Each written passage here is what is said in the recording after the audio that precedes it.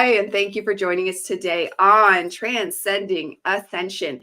Today, on this Sunday, on the day that we traditionally would come together and celebrate in the West and as pagans, because Sun Day would have been every day when we were pagans and we worshiped the sun, because the sun is, it's the rumors of what it is vary, but I see it as the portal, that light stream that we come through and hit that prism to print out our reality starts with the sun. So the sun is extremely powerful to us.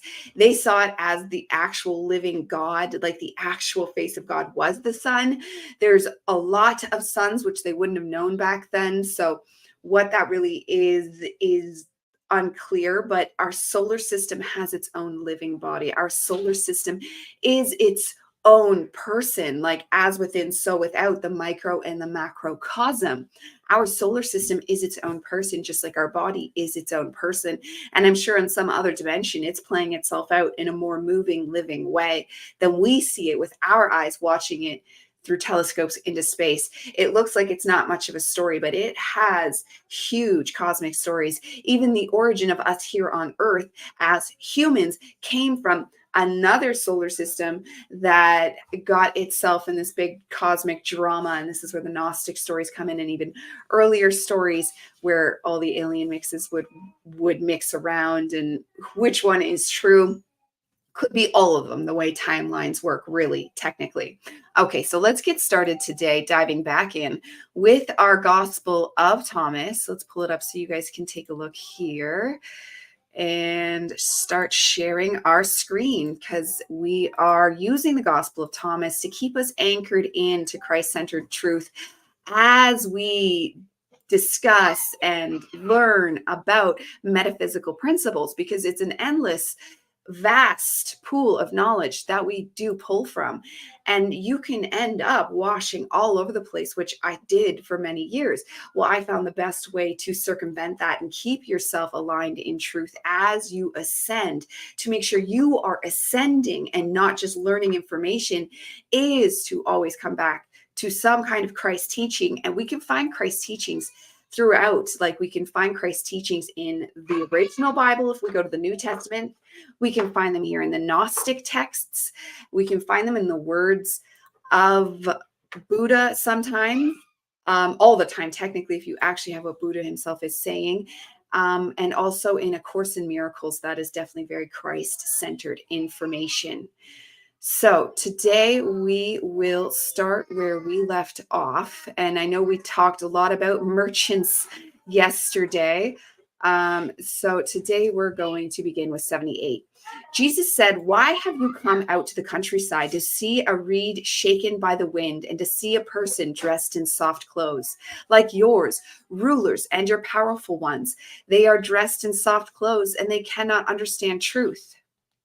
So Jesus says to have come to the countryside, the reed shaking in the wind. Now there is, which we just mentioned earlier, the shaking in the wind is what happens in spiritual enlightenment. When you are learning all this metaphysical truth, this occult knowledge, you yourself become a reed shaking in the wind from teacher to teacher to teacher.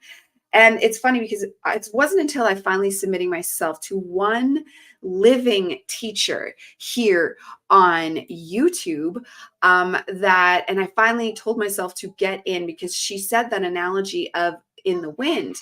And I was like, you know what? I am a reed in the wind. So I joined up, and I won't mention names because you each can learn for yourself. But it was one of the culty ones where you come into their program and under its own title, and they would channel information from galactic federations. But she had that in the wind thing, and that's what pulled me in, because I wanted to feel anchored in something. And having heard about Christ and knowing about Christ and already being pulled into not being an atheist anymore from Christ, I still didn't fall into the arms and the teachings of Christ because of all the dogma with the Christians.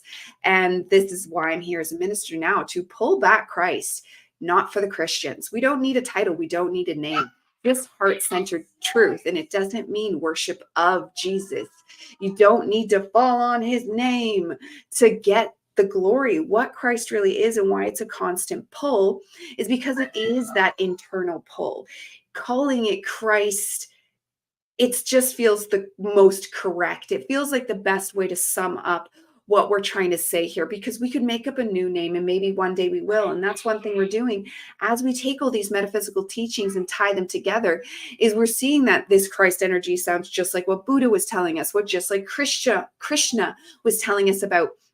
All these different peoples have been telling us about Christ consciousness in Kabbalah.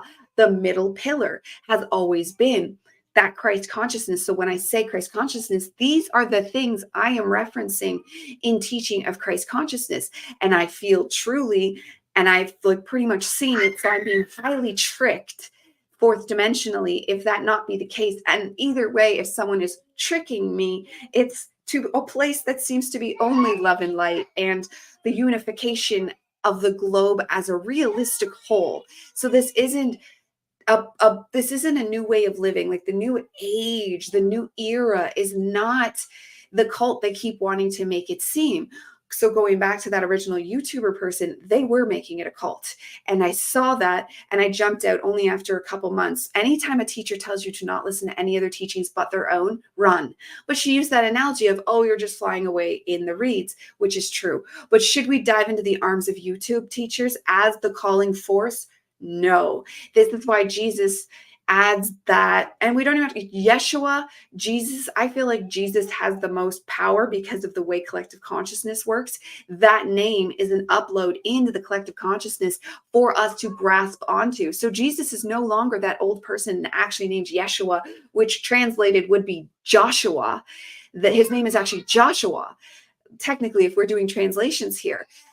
This is the energy that we know that we can trust, and even within the collective consciousness, under an entity that we've probably created named Jesus, you still have that unifying force, which technically secretly the Christians have been creating this, like Santa Claus. They've been creating this fourth dimensional entity, like the gods, like Zeus, like Athena. They are all created by us from these energies of astrology. And back to our original point here that we started with of Sunday, the sun, that energy I feel and I see as the sun's energy. The sun, lol, hello, that's what they're always telling us. Christ consciousness is the sun, and the sun is our higher, that's probably our solar systems, like we talked in the beginning, are probably the archangels, or perhaps they're wholly bigger than that. Like some say an archangel is the entire universe. So that might be, and like Metatron is like, it gets really into it when you start talking. If you don't know the concept sacred geometry and mixing it with angels, look into that, because it is just, it expands it all and ties in all the cheesy former stuff about angels and their stories, and it's lovely, but they are much bigger and more serious than that. Like the olden day aliens we hear about is more like that, and then the actual embodiment of the solar system, and then we ourselves are said to have the souls of angels. Like the angel being is just that conscious being. When we're dealing with things, they are the angels. When we see things as a powerful sentient creator being, that's the angel. Because there's lots of beings and animal spirits and they're all lovely, but when it's the ones involved in actual creation and actual manifestation and actual generation of where we are and what we're doing right now, that's our mission, is just that progression. And coming and learning about all this information is going to turn this world into that utopian new age grace. And how long it takes us is how hard we want to work and how much we want to do that internal work. And we had Jesus here telling us 2,000 years ago things that would help us do that. And like we've always said, it's not always culturally relevant, and we're just going to leave that where it is. If somebody else finds something great, excellent. And I only let you know when I actually find something great from divine truth. 79. Let's make sure you have your screen. 79. A woman in the crowd said to him, "Lucky are the womb that bore you and the breasts that fed you."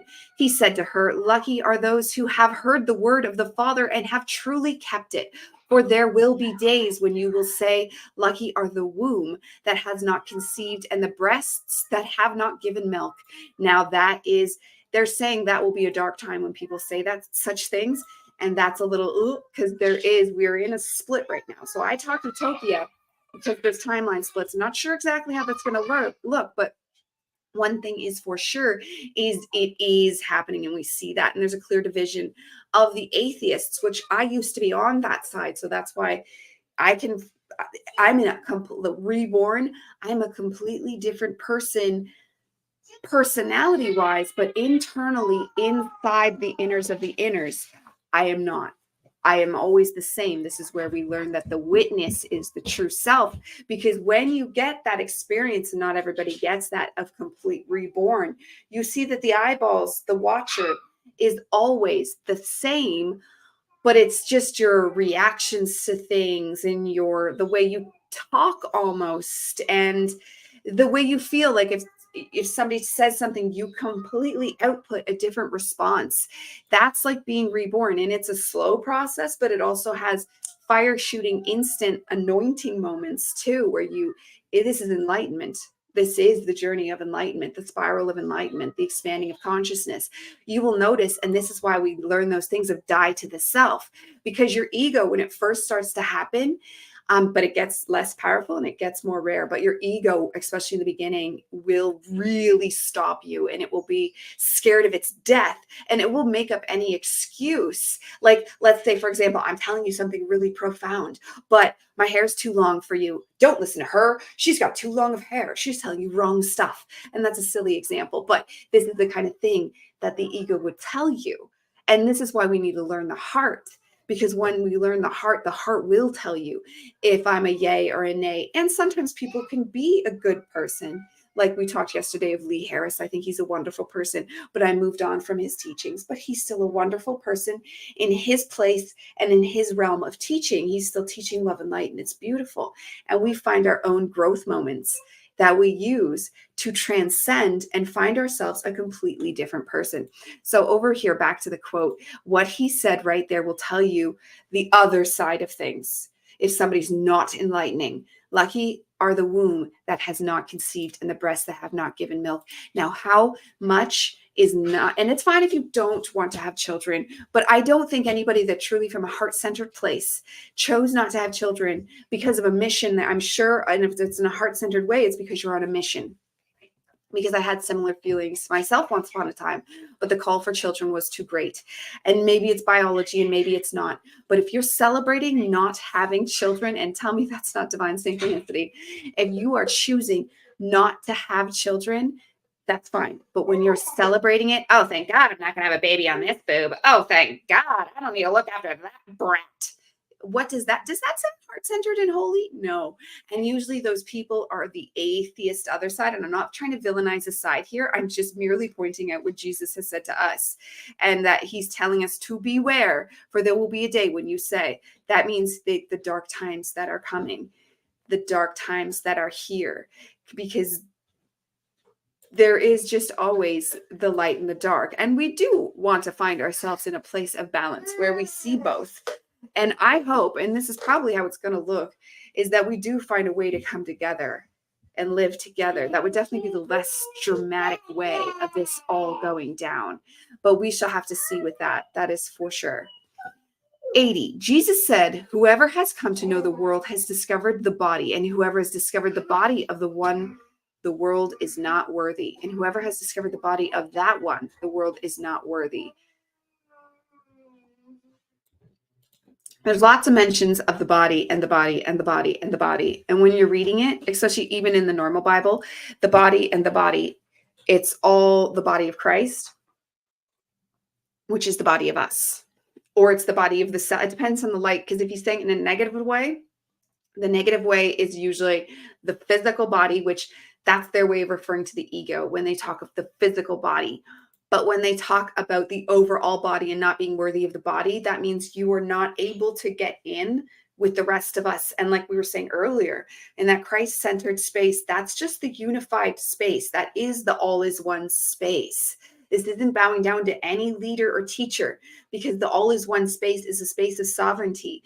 It's a space of discernment. It's a space of I'm going to do what's right because, and we can have multiple reasons. Of course, I'm going to do what's right because I don't want negative karma. but I'm also going to do what's right because I understand.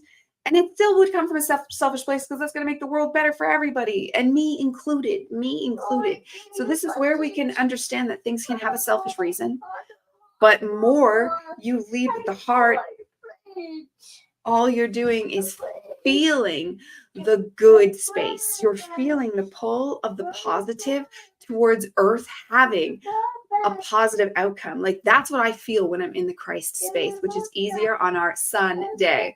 On Sunday, it's a sacred day and you feel the Sundayness. Everybody feels Sunday. My husband was saying earlier, because he works at a children's hospital, he was saying that he wished he could work permanently on the weekends because it is so much more relaxed and the joy is just more felt in the energy on those days. Okay, I'm going to throw up one of our commercials for everybody.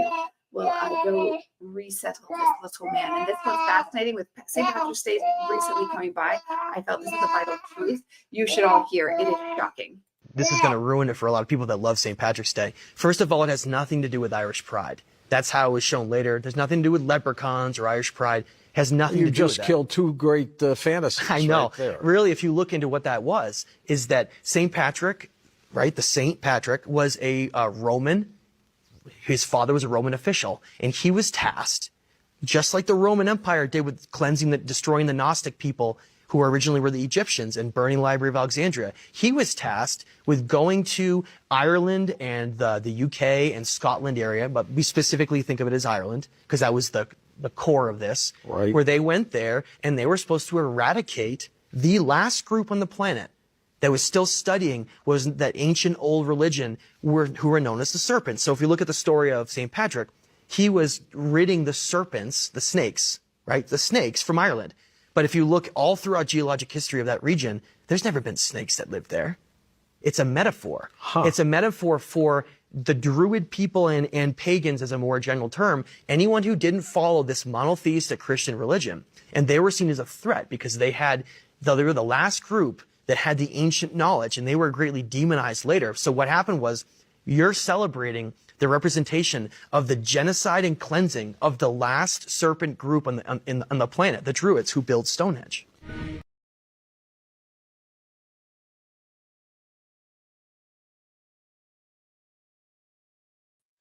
And we're back. Okay. So thank you for staying tuned. I found that alarmingly disturbing because we already know that the Catholics went around getting all the pagans, but to hear that St. Patrick's Day was also about that, which I'd already known the facts that Ireland never had snakes. So I already knew that story was meant as something else. But this something else, it's of course that's the reason. Of course they were going and getting all the pagans. Of course that's the reason. Just turning this down.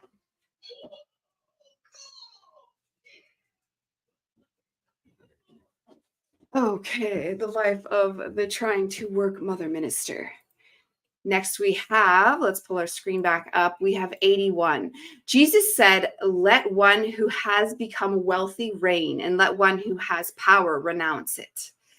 That's great because true power doesn't end up coming until you have that surrendering release moment. True power, and you can only experience this when you've gone through those power dynamics, which hilariously enough, you actually get to experience as a mother.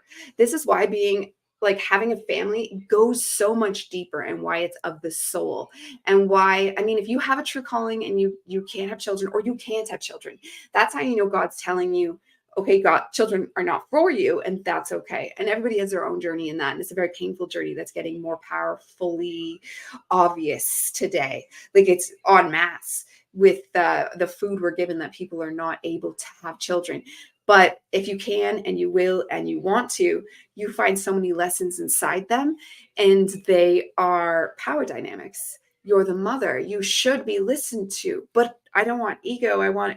But I'm the mom. You have to listen to me. And you end up this is me arguing with myself, not the children. And you end up releasing and relinquishing so much ego through the process of being a mother.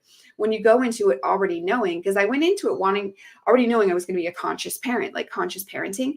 But that's not as easy as you think, because it doesn't matter how nice you are, your kids are always going to challenge you. I always thought my kids would see how much I love them, and they'd want to be nice to me, and they would, of course, everybody thinks this, of course they're going to listen to me. I'm not going to be one of those bossy moms, except they don't. And then you find yourself getting an ego of, oh, you better listen to me, I'm the mother. And then you can just work out these power dynamics of yourself, and that's just it. It's true surrender. There is moments where I have to be stern, but I've learned to do that from a place of also surrender. It's actually an entire energetic workout, because just the words I'm saying are not doing it justice. It's one of those energy body things where you're getting in and finding blocks like we talked about. And I found my toy. It was behind the computer the whole time. When we talked about blocks, how to stop you from expanding, things like just figuring stuff out with your children, because you should always let them have a voice, but learning that that voice is probably always going to have the wrong idea, because that's the thing. We should let them have a voice. And then there's lots like we should listen to children. Yes, you should. They think in silly, wonderful ways. And as much as they want this to be Alice in Wonderland, and as much as I try to allow it to be Alice in Wonderland, it is not. And there is just sometimes in life, like school, because we also tried homeschooling, but you just learn where you can and cannot do what you'd fantasized of doing. So this is still ego. Even if the fantasy was pure and wonderful of homeschooling and homesteading and glory, but the reality has to look different. Okay, but we can still go into the new reality with the love and light in our heart to make that new reality just as golden, if not more golden. This is trusting the plan. And when we have true power or true wealth or true whatever, and we don't hold attachment to it, it can actually be more beneficial to us. Because if something is not ultimately benefiting and upgrading our soul, then it's not of benefit to us. It is not actually what we want to be living our life out of. It is not the place where we want to be. Because what's it going to get us at the end of the day? Nothing. It gave us nothing. It's one of those sad things that you watch people work their whole lives for what?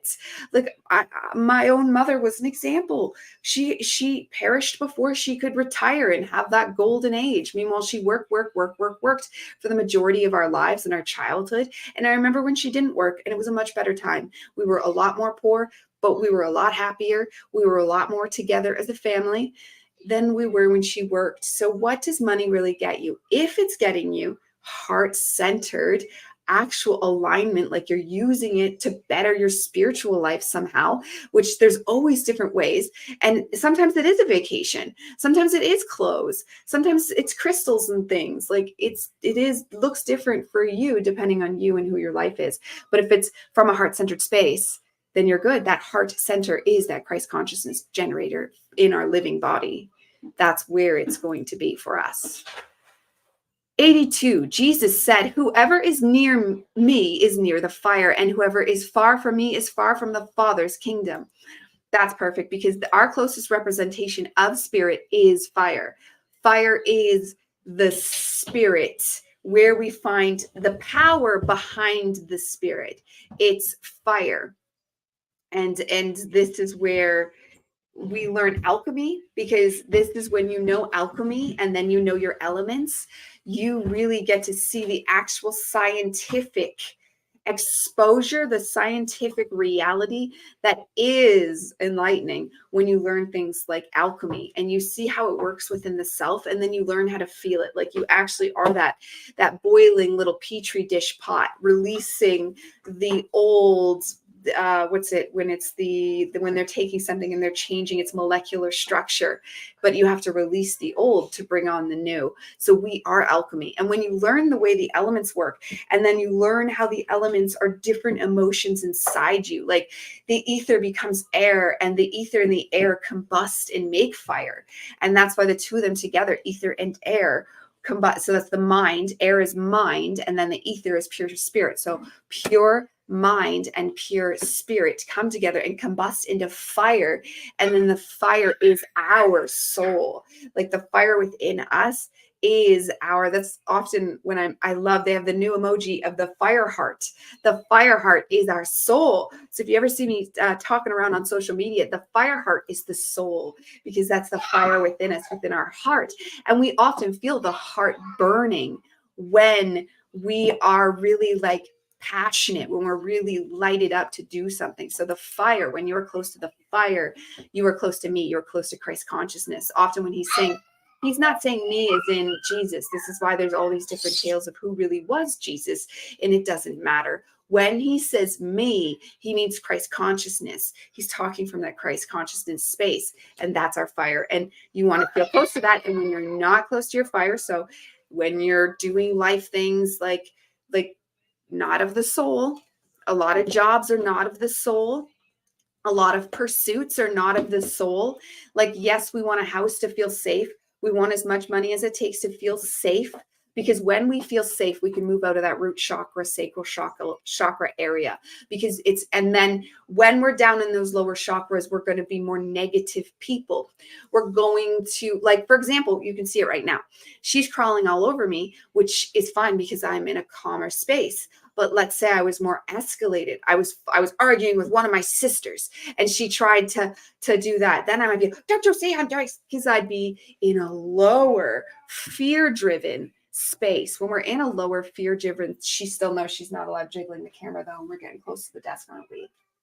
Yeah. Okay. And we're in that lower fear-driven place. Then we're going to lash out and be more dangerous. And we're also going to not live really from the soul, because the root chakra place of living is not a place that even cares about the soul. It doesn't care. And this is where you get the divide. You get the divide of the awakening ones living from the throat, the third eye, and the crown. But that has to come from the heart. Because you can also be, this is where you would get your grand wizardy people that are super occulty and they're doing super magic, but it's not from a Christ-centered place, because the Christ center is in the heart. So you have to awaken those top 3 chakras through the heart, or they are not guaranteed to be good either. They're the only one that is guaranteed to be good is the heart. And the heart can also dip down. It's the bridging of the divide. It bridges that's why we're 7. There's 3 and 3, but then the bridge, it's all about 3s. 3 and 3, and the bridge makes 7. And we want that bridge to make sure that our lower ones can come to the higher one. We can try to abandon our lower ones for a while. And sometimes I would even recommend that you do that. It's how I had to do it in the early years. And it's why it probably took me so long. So if you have a way of going through that without abandoning them for a while, I'd recommend it. But it would you would have to have full surrender and have the ability, like at the time when I was still working, you'd have to have the ability to completely surrender yourself in to like a monastery. Like I've heard of people doing dark chambers where they go into the darkness for 10 straight days and they cry and they purge, or ayahuasca, puking and crying and purging. Then you could probably clear up your lower chakras really, really fast. But if you don't have that luxury, if you are working, not that like, if you don't have that ability or if you don't want to put in the work to go make sure you can go to one of those things, because at any point in time, I could have made sure I went and got the money to go on a trip to Costa Rica. I could have, but I wasn't in that place yet. I wasn't in that place of being able to manifest such situations. So you kind of skip them and you learn the higher stuff, the higher stuff, the higher stuff, the higher stuff. But then when you're still concerned with Christ-centered consciousness, then you can still take that information you learned up top, which is spiritual bypassing. I'm talking about spiritual bypassing here. So I'm saying I spiritually bypassed for many, many, many years. This is all before 2020. It's not as easy to spiritually bypass anymore. The consequences and the karma are very quickly showing themselves since 2020. So I can only assume it's higher now. Luckily, because that's why you see people going crazy now, because consequences are dire. When you don't stay aligned with your soul. So stay aligned with your soul. But we learned those top things so we can take them and bring them on down below. So different techniques for overcoming the ego, all these things we learn. If you spiritually bypassed, it's never too late and you've still got to help yourself. Now you take all that knowledge, you turn it around on yourself like you're a personal healer. And now you are healing from the higher knowledge and still utilizing it. So it's like you saved up a little bag of goodies that you're going to use on yourself to heal the self. And we're going to throw in another commercial here so I can calm things down behind us. But earlier when we talked about the planets and how the solar system is actually like the bigger angel that we live inside and how we are all one and Christ-centered consciousness is all one. This is a little beautiful addition for that right here. Look into the eyes of another being. You see another being looking out at you. Are you in there? I'm in here. Far out. How did you get into that one? And you see another being just like you, but packaged differently. And you see the body and the personality and the astrology all as packaging, as veils. And you look right through. That's why eyes are the windows of the soul. You look through and you see another awareness. Call it a soul if you want, doesn't matter. Another awareness just like you, unique, separate, different, on a different trip, because you can see how the packaging defines the trip. From the soul's point of view. Hello, and thank you for checking that out. Now, I use that as an actual trick. When I want to get into somebody else's Christ consciousness, I will look right into their eyes. And your right brain is your God brain, but your eyeballs are flipped. So look into their left eye and you're talking right to their God brain. If you want to talk to their logic, talk to the opposite one. But that's just a good trick there to get right into their eyeballs. But you can only look at one at a time. Black holes. You ever see a black hole? It's an eyeball. That's just, and then the eye, we all see that eye of Polaris, the North Star that we're all said to center around if those theories be correct. But regardless if theories are completely correct, there is still mythological truth to be found in all of it. Even the flat earth with the big tree and the black sun underneath has beautiful symbolism. If it's true, great. If not, it still holds symbolism, and it could be interdimensionally true because we live in layers and the human holds within it every single layer of existence. And I say this a lot because this is one of those things that's cognitive dissonancy that I'm still working on, actually being like, okay, so everything about a tree is within me. Everything about a mouse is within me. Everything about the fourth dimension of heaven is within me. Everything about the fourth dimension of hell is within me, and fifth and sixth and seventh and all the way. Every single fabric of existence, like the archetypes, every single archetype is within you. Every single god, every single goddess, every single sprite and spirit is all within you. You are the universe. You literally are the universe. Just you, not me, you. You know what I'm saying? So it's like, whew, that's like easily slips into solipsism. But the difference with that is that you understand that it's, to you, I'm not God, you are. But to me, you're not God, I am. Like, and if we honor and accept that space, just like he was talking about looking into all of their animals, you're me, you're me.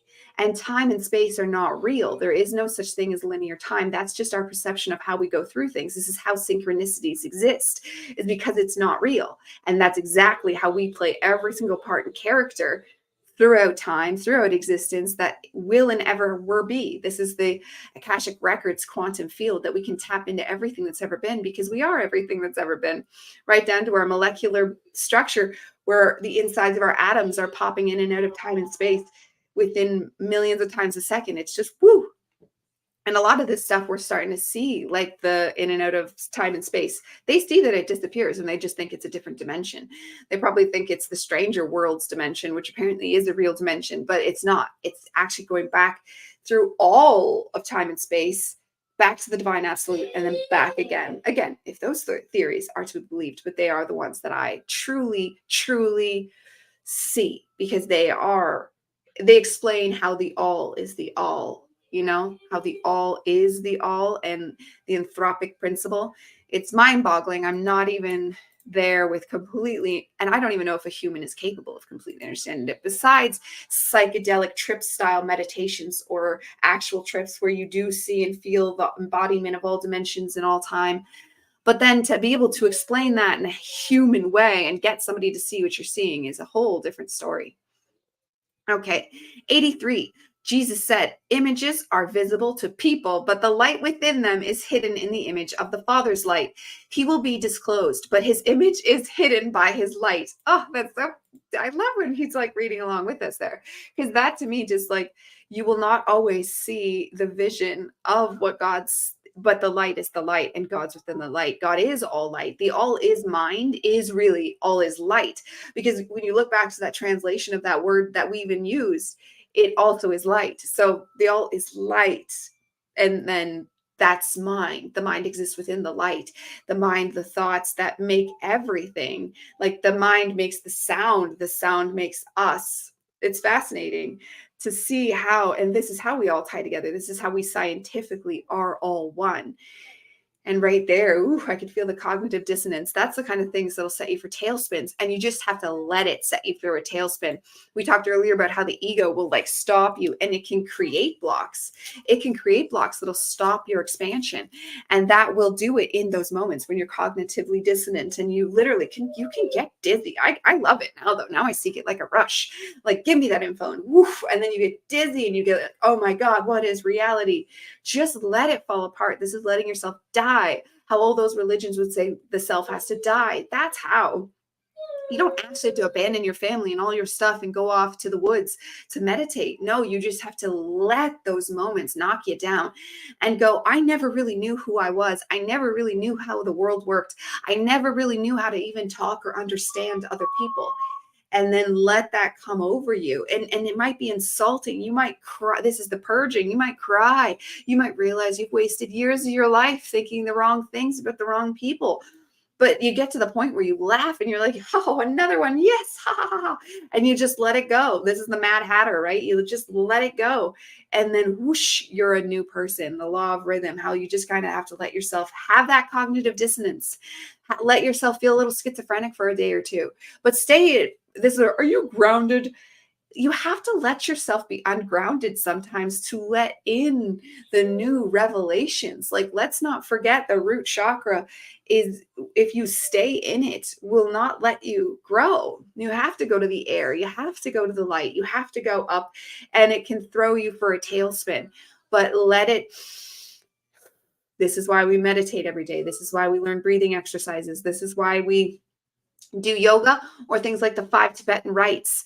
You want to be doing these things, which I promised to get you a picture and I haven't yet loaded up here. But the 5 Tibetan rites, just a quick search. You spin around in a circle for one. You do like a Pilates move for the next. Like you do this. It's these silly moves that might seem like those are random, but they know they're specifically meant to check mark on the energy body in the right places so that you align yourself, and literally everything flows faster. I don't have as many blocks, and if I do, I work through them faster. Like, they keep our energy body moving. They keep this, like, every single color is something separately swirling together. Like imagine as a different chakra, always stirring together within itself, all working together. But if one of those is not working right, they're going to jam up the rest of the system, and then you're going to be all like this. Like a properly flowing system, you would just hear this at whoa, whoa, whoa, whoa, whoa, and this would be moving so fast you wouldn't see it. You would be in perfect harmony. And you feel those days when you're in perfect harmony or perfect, you feel them in moments. It might not even be the whole day, but when you get further into enlightenment, you do get full days. You get full days where you feel wonderful the whole day, and it's amazing. Or you have other days where it's not, but you know how to pull it back. You know that something's up within the system, and you know the tricks that are going to pull it back, like meditating, eating correctly, sound healing while you meditate, 2 birds, 1 stone. And this is why, or sound healing while you're doing your 5 Tibetan rites or your yoga or whatever it might be, because yoga is great and stuff, but I found it more powerful to create your own ritual, because we don't want to be using yoga as an exercise for our body. That's just a beautiful side fact. What you want to be using yoga for is clearing up your blocks. So for example, with yoga, if you're having a problem with letting go of something from your past, you want to work on your hips, because the hips hold memories of the past. And learning about the different areas of your body with like Chinese medicine and Ayurvedic medicine, and learning what different body parts symbolize, like your feet are extremely important. The more you get those slapped, even just slapping them on the ground, slapping your hands and slamming your feet at the same time, it does wonders for you. There's people that said they have cured their cancer off doing that. And That's perfectly wonderful if it's true. And it definitely for a fact would help heal and get the blood circulating, get those meridians flowing, like the actual energy body externally that you touch on with acupuncture is all things that you were helping when you do yoga or slapping. Learn where your lymph nodes are, give those slaps. That gets everything flowing. Your lymph nodes do not drain themselves. You have to drain them. Like essential oils will help you drain those as well.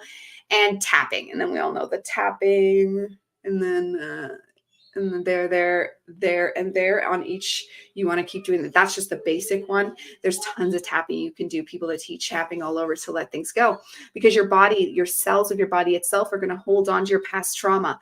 So when you are healing, you really want to utilize that. And things like drinking enough water, where you certainly see me do all the time. And drinking a copper too much can cause intestinal distress, so be wary.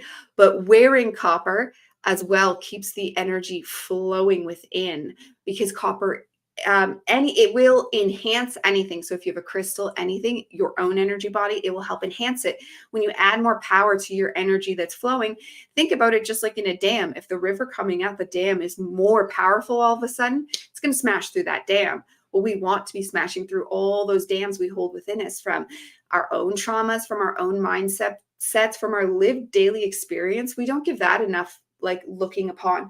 We always think our problems lie in the past, but the truth is that you could 90% fix a lot of your life, probably most of you, within just fixing your day-to-day life, making your living space more for you, not what Pinterest, and don't even use Pinterest, not what Pinterest told you to do, not what Instagram told you to do. How do you like it? This is one thing I went through as well. I thought it was a mom. My house should be like such, because our old place before we bought the house, I let them color all over the walls and stuff like that because I didn't care about the place and we were only renting. And they were tearing it down after we left. I'm not terrible. I knew that. It was an all right place, but it wasn't the place. I knew that. But then when we bought our house, I was like, this is the place. It must be perfect.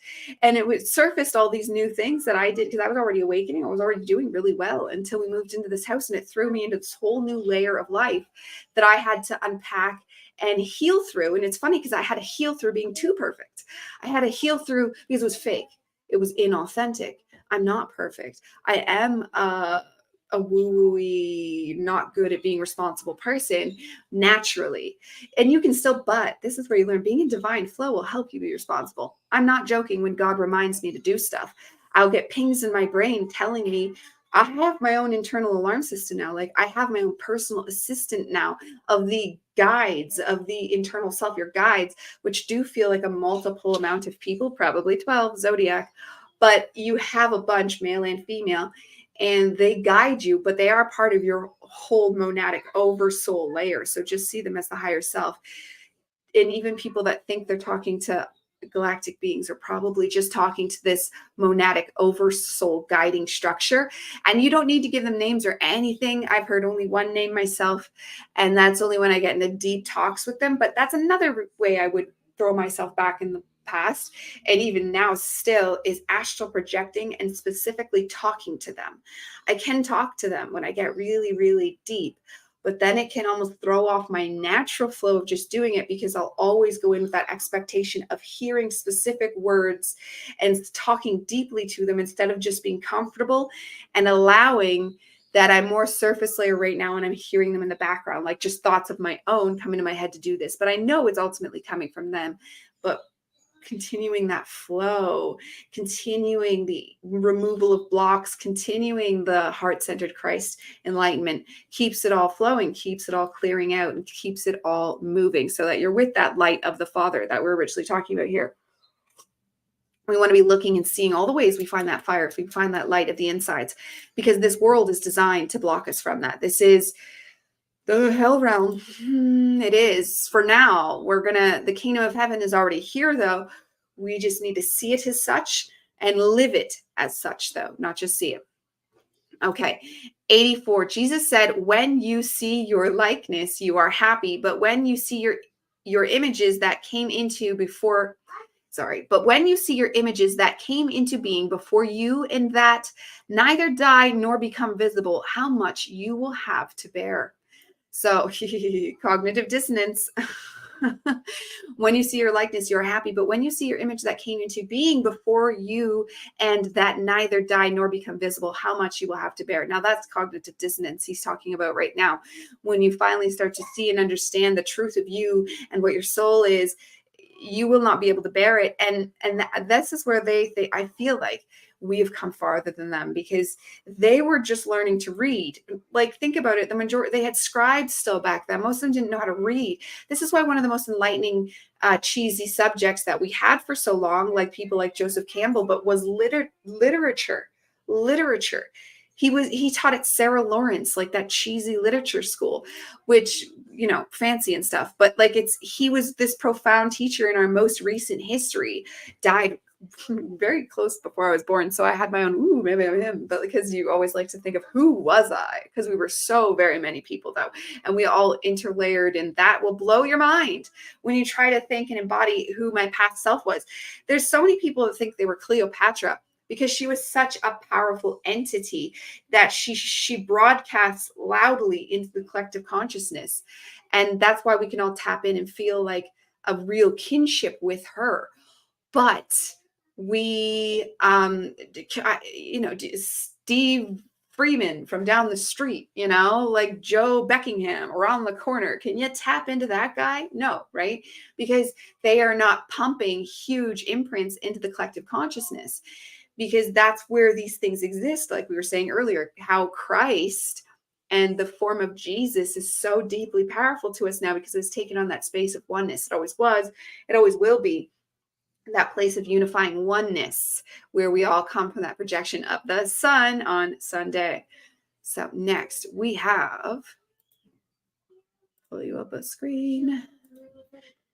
85. Jesus said, Adam came from great power and great wealth, but he was not worthy of you, for had he been worthy, he would not have tasted death. Now this is saying that the human is nothing. So even Adam, the human, is nothing compared to who you really are. And this is for you to always understand and always know. No matter what's going, this is why we can let go. This is how you get into that Buddhist mindset of releasing. This is why they focus so much on you seeing and being with death and being okay with death, because it is not who you truly are. So yes, we have an important mission right here on earth. Yes, we should learn every piece of truth we possibly can and work through the cognitive dissonance, because that cognitive dissonance is going to make it easier for somebody else one day. Just like Jesus and his apostles, they didn't start this, but they were the biggest push we had in this movement in a very long time to keep us together in that Christ light. Buddha was great as well, but they were too vague. They were too all over. Buddha's still the one where you want to get into for the actual practices to do. You want to be utilizing Buddhist practices. All their set practices and meditations and things are extremely helpful. So it's like as within, so without. They did and it's funny because the East is the inside and the West is the outside. But the East, and this is what's all working together, the East has actually created the practices for the outside. Isn't that hilarious? Because now they are the best at creating the outside. So the yoga, Ayurveda, Chinese medicine, that's also the East, the Tao, the Tai Chi and Qigong, all these things are outside things but they keep us clear on the inside. They're outside, inside. It's just amazing. And you want to be utilizing all of that. And you can never get away with not doing it. As somebody who's not an athlete, who really put off doing any physical additions to the spirituality, oh man, there's leaps and bounds you make once you start with the physical. And I've been doing it now for years, and the difference is seen and felt every day. You should make it, and it doesn't have to be a scheduled thing. Don't let that happen either. You can also get like human rigid gym schedule, this, that, the other, got to do this and this and this every day. What I would do is give yourself one thing that you make sure you do every day. For me, that's the 5 Tibetan rites. Every day you do it. But then if you still can't do it, forgive yourself. Forgive yourself that you didn't do it. And allow it to be so. Because when you push yourself in a human way, in that human body way, I have to do this, it's no longer going to be of the spirit. It's no longer going to benefit the spirit of the energy body, because now it's an ego thing, and the ego is just going to be doing it for the ego. And maybe it'll still tighten and strengthen your muscles. But if it's not benefiting the soul, just like we talked earlier about money, if it's not benefiting the soul, then you don't need it. It's not, we're not here to make this body better. Like with Adam, if Adam's nobody special, and I'm not even trying to pretend the real Adam's a person, I'm just telling you like his point, you know, they would have seen at that time Adam being very serious. So for him to say that Adam is nothing special, he's saying the human is nothing special, because other than being cosmically special, because everything is special, but the soul is where that human body is going to become more special naturally anyways. Like I spent years dealing with medical issues that when I jumped, this is why I just forgo the health stuff and jumped right over into the spirit when I found that, because it was way more helpful than worrying about my diet and all that stuff. And it naturally came into being thanks to things like intuition. Like you can learn to intuitively eat, and it will usually follow the things of the rules, like no dairy and no gluten. Yes. But when I found to listen to that in an intuitive manner, it held more validity inside of me. And that just might be how I am, because I don't listen very well to ego. So I was gifted with that. Like I'm not, that's with things like saying before, being the archetype of the loser or the princess, the damsel, like all these weakness archetypes. But I also have things like God and the mystic and the Hierophant, which help align, and you can learn to follow those ones instead. But overall, the whole archetypes I were given was a mess. So it was easy for me to learn and attach to that Christ-centered space, because it makes all the it's you making the decisions. This is another thing, the ego, that's why you have to let the ego die. It's going to kill us and some entity will just run our lives and it won't be us. No, it'll be more you than you ever realized. And no longer will you be like, why am I so sad? Why is everything suck? Because that's the ego. The ego is always going to be doing that. And it has its time and its place, like keeping the law of rhythm going and keeping things flowing. Because if we were just all peace and love and soul, we wouldn't do anything. We would sit around all day by a tree and be perfectly pleased. We would probably forget to eat and die of starvation. We need that ego factor saying, get a house, get a car, have some kids, live your life, make some money, because that gives God something to do in the video game. Like that causes this whole game to just be more fun, because that's why this ultimately is a game. This is supposed to be fun. This is supposed to be a joy. We're physical. Most of existence is not physical. And that negativeness that's inside of us is required to create physicality. That's the polarity, the law of polarity, duality, yin yang came into being to specifically manifest physical reality. The other dimensions, higher dimensions, quite like higher, like we are pretty sure sixth is projecting down. Sixth is projecting this through fifth. So fifth is also physical through the layers of mind in the fourth dimension, because fourth is not physical, but then back down to three, which three is pure physical. This is pure physical. That's very negative. And then one and two are different layers of understanding there of harsher negativity, demonic realms, where they're just shadow people of density, and it's awful. But that's their living and that's their light, and they'll eventually go back to light, because everything's light. Everything came from light. Nothing that is dark is permanently dark. All darkness is only a temporary scheme of things that they can choose to move to the light if they ever wanted to. Nothing is permanently imprisoned. And if they do get it permanently imprisoned, that's when they break cosmic law. Like I said before, I think the whole reason the being that is so powerfully Jesus was allowed to come down, if that be true, but that's what I like to believe. It's because they broke cosmic law. They got too greedy with enslaving us and keeping us away from the truth of our own cosmic divine power of manifestation, that we are creator generators, right? And why we were a slave being, there's multiple layers of why. It doesn't really matter. It's clear though that they broke that, and I think that's why Jesus was allowed to come down in such a wafting, powerful way, in the heavens splitting over when he died. If or not he died, I do believe he split the heavens and allowed back in probably a more powerful helping of our oversoul, because they would have scrunched us up to such a degree of making us believe that we were just a human, that like we would have not been able to open this at all, and we would have lived as pure humans. But Jesus came down and sent such a cosmic shockwave that like we started to open, right? And it's taken us like 2,000 years, but some of us are achieving this. Like some of us are getting to serious fifth dimensional conceptions, definitely seeing more layers. So like there's all these problems with humanity right now, but if you were thinking with an awakened mind, the problem and the solutions are actually quite easy. And then you say that, oh, you're just naive. Well, no, because if all those people in power were to see how we can see things, then they would see that there's no problem whatsoever. It's all just made up and created to keep them fighting, and that even the politicians themselves are fools and tricked into it. Like they themselves are victims, though victims choosing evil polarities, but they are still victims thinking that they're going to get something out of this, and they're not. They're being tricked by that lower third dimensional prison place. But they are always handed the truth, because that's when you're truly a prisoner, as when you're told only the lies and never given the truth. You're never given a chance, because they have a story of Paul in the Bible, and this is in the real Bible, where he's imprisoned, and but he trusts that God will save him, and he trusts and knows that it will happen. And sure enough, he talks to one of the guards, and one of the guards lets him out. And we're talking somebody that was literally a prisoner being let out because he was so divinely and whether or not it's a true story, just the idea of it remains true, that when, or the guy Spartacus and the gladiator, like they were in these unescapable situations, but they aligned so much with their truth that they still survived. Now, sometimes your truth is just to die. So that's not to say living in divine truth is always going to save you, because it's not. Gandhi and Jesus and Buddha all died eventually. Even if Jesus didn't die on the cross, he still died one day of old age.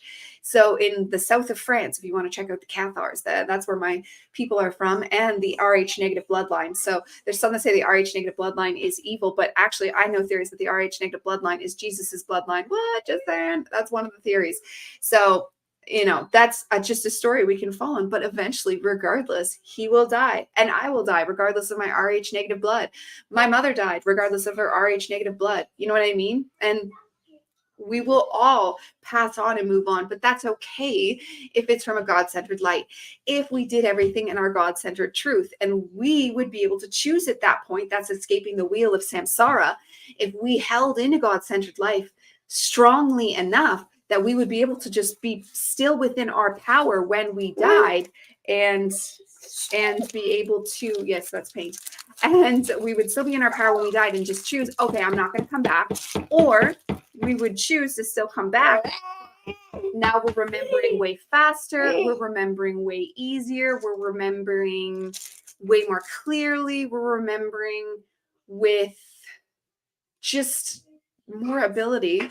I love this saying, to do this, with more ability to just let it out easily. So like some of us, and all of us here incarnated into earth, all of us have this ability. There is no chosen one. It's a chosen group. And regardless if your specific soul didn't have that, you are birthed within the timeline that does. So anybody here that was born as a horribly dark being, that was born with horribly dark DNA karma, that was born in any kind of a situation, you can blossom, no problem. Like, and I say no problem, there will be problems, but you can do it. Once upon a time, that wasn't a guarantee. Once upon a time, like in the times before Jesus came, that was not a guarantee. And then it took a long time before that was massively available because of information and people not knowing how to read. This is why reading is a superpower, but now we have the internet. So now this is why, this right here is why we all have the chance to expand out, because right now, all you need, like he said earlier, the light, the information, the mind, all you need is the information, and it's there, and you can enlighten. You have to do the work. But let's imagine it was 2,000 years ago and you didn't even know this. You were born a slave. You were lucky to even have food in your belly, and you saw the sun god. Like, this is why the Jewish religion didn't want you to know you had a soul. Do you realize they barely said you had a soul? And that when you died, you were supposed to be dead. And then if the Messiah came back, they would resurrect you from your death, which was a place of nothingness. They talked neither of hell nor heaven. They were teaching atheism, which is Satanism, which is Yahweh. They don't want you to know you have a soul, because then you don't need to worry about the after effects. they would like, this is keeping you a prisoner. That is keeping you a prisoner. If you were to know that even if you were a prisoner nowadays in jail can be more free than a person living 2,000 years ago, because that prisoner in jail, even if they've done something horrible, but they've repented, but they still in their physical body did that horrible thing, they can still know. And they have actual studies where they came in, and this is why Christianity doesn't have to be evil, but they came in and they turned them all Christian, brought them to Christ's light, and they knew that, like, I am saved. And because regardless, if you stay undogmatically Christian, you're still going to be fine, because the light of Christ consciousness is there regardless. You only get locked away from your layers when you are dogmatic and thinking that I have to do this a specific way. There is no specific way. There is only the heart-centered truth. That's going to be what expands your soul. Okay, let's throw on another commercial here. This one will just tell you what happens when a lot of religions and you live the way they say to live, and what happens with dogma. So for anyone walking around going, I'm a chosen person, and there's a magic sky daddy with a wand granting me the power over these people and granting me to be able to slaughter these people in his name. In his name, it's always a man. Never forget, it's always a man. That's why this planet is run like a giant bachelor pad, because we always give toxic male energy. It's a fact. It's an absolute fact. When you go to those regions of the world, you see that women are heavily oppressed, and you see the absence of the divine feminine. And that's why those third world countries look like that. They look like that not because they're third world. They look like that because there's no feminine input. There is no divine feminine. It's been wiped out. It's been oppressed. And so what you see there is a bachelor pad. Everything's one color. Everything's dirty, nasty, breaking down, garbage in the street, plastics all over the place. Just a mess. It's an absolute mess. Everything's turned to dust, blowing buildings up, blowing up people, blowing up, killing everything. That's the mindset of the chosen people. I'm chosen. When you see it from my perspective, you find out it's something totally different. It's not I am chosen. It's this universe is chosen. It's the multiverse is chosen, and I'm happy to be a part of this. You see the difference? You see the pivot there in mindset? Agreed. That had another minute to it, but we'll go ahead and save that for another time. Agreed. It's I am chosen. The universe is chosen. We are chosen. We as a group are choosing to ascend. So this is why we all have the chance to ascend, even the ones that are mostly asleep, because we can do the work for them, because we are all connected into that I am one space. Commercial time again. So for anyone walking around going, I'm a chosen person, and there's a magic sky daddy with a wand granting me the power over these people and granting me to be able to slaughter these people in his name. In his name, it's always a man. Never forget, it's always a man. That's why this planet is run like a giant bachelor pad, because we always give toxic male energy. It's a fact. It's an absolute fact. When you go to those regions of the world, you see that women are heavily oppressed, and you see the absence of the divine feminine. And that's why those third world countries look like that. They look like that not because they're third world. They look like that because there's no feminine input. There is no divine feminine. It's been wiped out. It's been Very, very true. Very, very true. The divine feminine is the one thing we are definitely bringing back in right now. That is absolutely true, and very vital to just bring more peace and balance into the world. 86. Jesus said, foxes have their dens and birds have their nests, but human beings have no place to lay down and rest. That can be seen in the fact that we are further than the animals. We aren't from that root chakra place where we have to have a place to live, which fits right on theme to everything we're saying today. And that when you live from a soul-led place, from that Christ-centered place, it doesn't matter what you're doing in the physical world, because this is why those, like, especially the hippie days, that you could be a person on the street, but also be enlightening and moving up. And not saying they did it perfectly, but like they were still a huge push that we had that was subdued. And they're going to keep trying to subdue us again. They're going to keep trying. But thanks to the internet, they're going to have way less of a chance. And thanks to people, this is why you see a lot out there of like Carl Jung and all that information, because we have their written words, and we have it recently, and we have their recordings. Like they have recordings of them. Like we talked a lot yesterday about Rudolf Steiner and Carl Jung and Manly P. Hall. And we're very lucky that they are in our lifetime, even if we weren't technically born yet. Or Joseph Campbell that we mentioned earlier today. He's the most recent to us, technically, that was really powerfully bringing us information. I'm trying to think if I'm missing anybody alive. Oh, besides Matthias de Stefano himself. And now Sarah the Alchemist. She's fantastic. And she has poetry books, and she says she's writing a book. I can't wait till she actually releases an actual book, because she sees things like me, but better, like interdimensionally, but tying it all together and then explaining it, like all the occult information and the ancient esoteric information and how it all ties together. And oh, this was all the law of this and this, because Hermetics is perfect. If you wanted to stick with one thing, it's actually the Hermetics. And just the book, the Kybalion and Carl Jung's Red Book. Like we have new Bibles right now. Like there's already books that we can dive into if we want to hold on to something physically real right now that's sacred. So reading right there is our biggest superpower to date. Okay, we're going for over an hour now, so I will do one more and then wrap it up. I haven't actually checked the comments. No. Okay, if anybody has any questions, feel free to ask now. Anything metaphysical that you would like to touch upon.